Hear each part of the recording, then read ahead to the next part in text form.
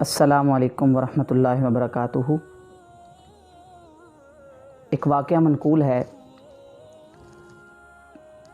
ایک شخص نے اپنا واقعہ ذکر کیا کہ کچھ دن پہلے میں ایک شاپنگ مال کے باہر کھڑا اپنے چھوٹے بھائی کا انتظار کر رہا تھا کہ ایک بہت خوش پوش اور شائستہ زبان والے صاحب نے میری گاڑی کا شیشہ کھٹکھٹایا۔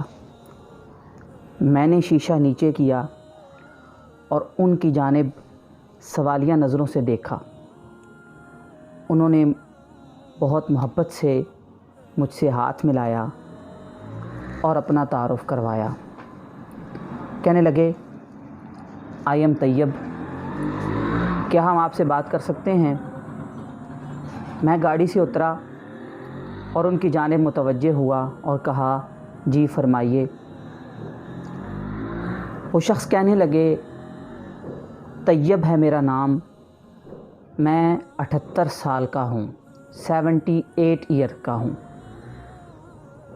میری کچھ خواہشیں تھیں،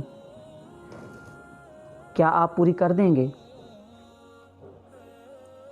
میں نے بھی کچھ ویسا ہی سوچا جیسا کہ آپ اس وقت سوچ رہے ہیں۔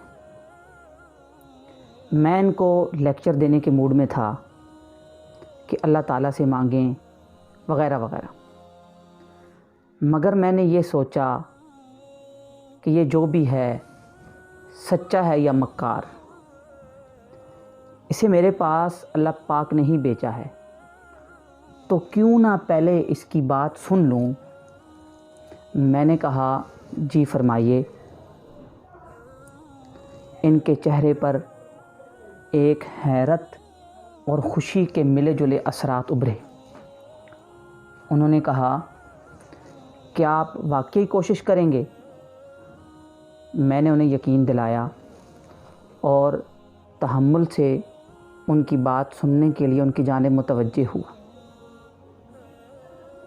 معزز سامعین، دل کے کانوں سے ہی سننے والی باتیں ہیں۔ وہ کہنے لگا، میں ایک ٹیکسٹائل مل کا مالک تھا۔ پچھلے سیاسی دور میں بتہ نہ دینے پر مجھے قتل کی دھمکیاں ملیں، تو سب کچھ چھوڑ کر بنگلہ دیش چلا گیا۔ وہاں گارمنٹس کی فیکٹری لگا لی۔ کچھ عرصہ تو سسٹم ٹھیک چلا، مگر پھر مجھے میرے بنگالی پارٹنر نے دھوکہ دیا اور مجھے نہ صرف وہاں سے بھگا دیا بلکہ میرا سب کچھ کھا گیا۔ پاکستان واپس آیا تو میرے پاس کچھ بھی نہیں تھا۔ مل بند پڑی تھی اور سرمایہ کاری کے لیے بھی کچھ بھی نہیں تھا۔ بڑے بیٹے نے مل اپنے نام کروائی اور مجھے گھر سے نکال دیا۔ مل کی جگہ اس نے کالونی بنا دی۔ میں کچھ عرصہ تو اپنی بہن کے ساتھ رہا، مگر ان کے شوہر کو اچھا نہیں لگتا تھا، اس لیے میں وہاں سے بھی نکل آیا۔ بیٹے سے ملا، مگر اس نے ذلیل کر کے نکال دیا۔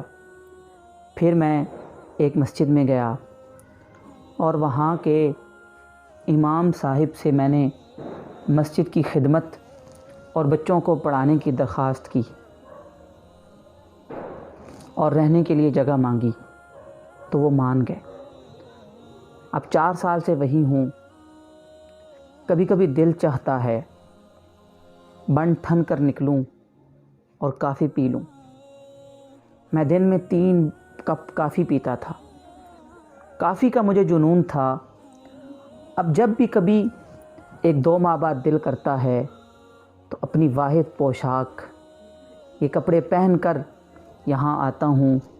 کسی ایک شخص کو جو مجھے اللہ والا دکھتا ہے، میں کافی پلانے کی درخواست کرتا ہوں۔ مان جائے تو اللہ کا شکر ادا کرتا ہوں، اور نہ مانے تو واپس چلا جاتا ہوں۔